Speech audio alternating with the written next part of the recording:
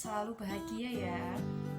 Jadi saya Revalina Iva Mustakimah ingin sedikit menjelaskan mengenai narkoba pada anak-anak.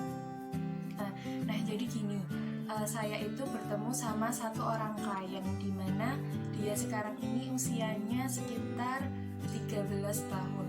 Nah jadi gini, anak itu, klien saya itu dia sudah mengenal atau mengonsumsi narkoba. Dan sejak kapan sih ia mengonsumsinya itu? Ia mengonsumsi narkoba itu sejak usia dia itu 6 atau 7 tahun gitu. Masih belia kok udah kenal narkoba ya, apalagi udah menggunakan narkoba. Nah, jadi ceritanya itu gini, si klien saya itu pada saat usia ia 6 tahun itu kan, 6 atau 7 tahun itu kan dia kan masih sekolah SD ya. Nah, dia itu pada saat pulang sekolah, nah pada saat itu ia memergoki ayahnya sedang menggunakan narkoba. Kan seorang anak kecil itu kan punya keingintahuan yang besar. Nah, jadi ia mendekati ayahnya. Pada saat itu ayahnya sedang menggunakan corong dan juga penghisap sedotan gitu. Nah, pada saat itu kan ekspresi ayahnya itu mulai dari yang biasa aja bisa jadi bisa jadi kayak senang atau gimana gitu loh. Nah, si anak itu kan kepo ya, kok ayah saya kok kayak gini tuh kenapa? Kemudian si anak itu mendekati ayahnya, menanyakan, ayah kenapa gitu. Terus dijawabnya, ayahnya itu gini, kamu mau coba?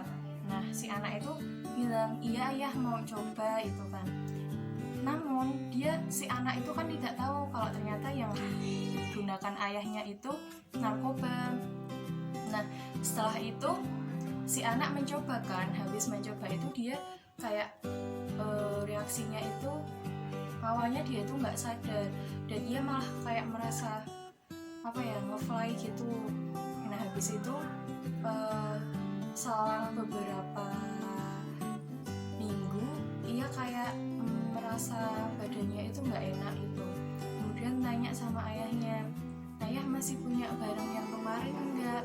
Nah, habis itu si anak bilang, aku mau coba lagi. Anaknya kayak gitu, si klien saya itu. Nah, kemudian ayahnya ngasih dan mereka kayak konsumsi narkoba itu bareng berdua gitu.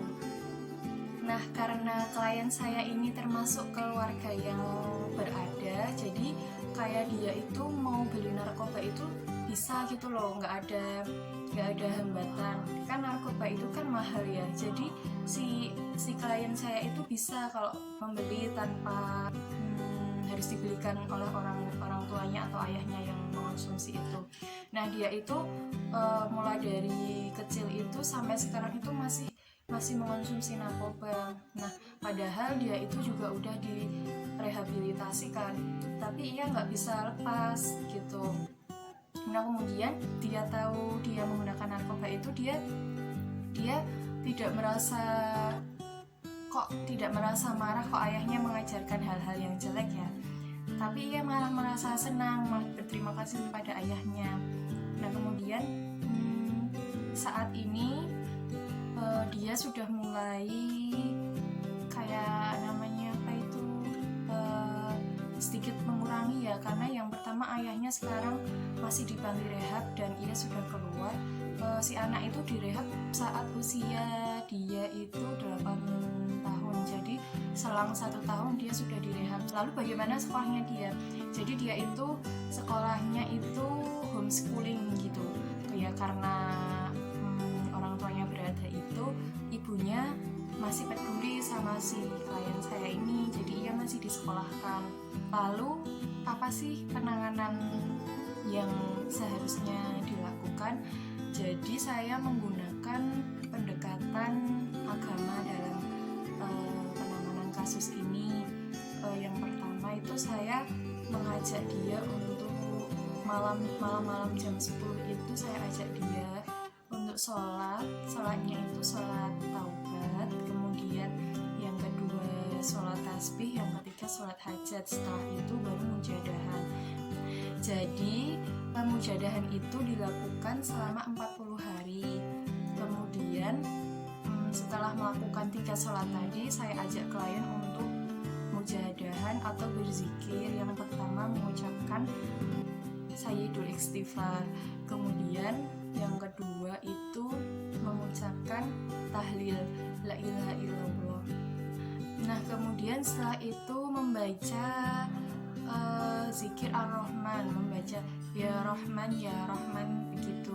Semua dari mulai yang Sayyidul Istighfar, kemudian tahlil, terus kalimat ya Rahman ya Rahim itu dibaca sebanyak 100 kali dalam tempo yang cepat, sedang, sama yang lambat. Nah, di sini diharapkan supaya klien bisa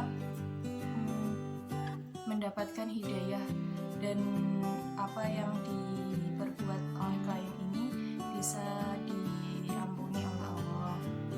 Nah, selain menerapkan kegiatan tersebut, saya juga memberikan motivasi atau memberikan semangat untuk dia kembali sembuh dengan cara yaitu memberikan contoh seorang model. Ia adalah Ustadz Jeffrey Al-Bukhari, karena dia dulu merupakan mantan pengguna, namun dia bisa berhasil untuk tidak mengkonsumsi lagi dan menjadi seorang ustadz yang sangat terkenal. Kemudian saya menggunakan Ustadz Jeffrey Al-Bukhari itu sebagai model saya untuk memberikan semangat kepada klien supaya dia tidak mengkonsumsi narkoba lagi. Nah, jadi kurang lebihnya seperti itu. Apabila ada yang salah, mohon dimaafkan. Wassalamualaikum warahmatullahi wabarakatuh. Terima kasih sudah menonton. Jangan lupa untuk di like dan di subscribe dan juga komen. Sampai jumpa lagi teman-teman. Terima kasih. Bye bye.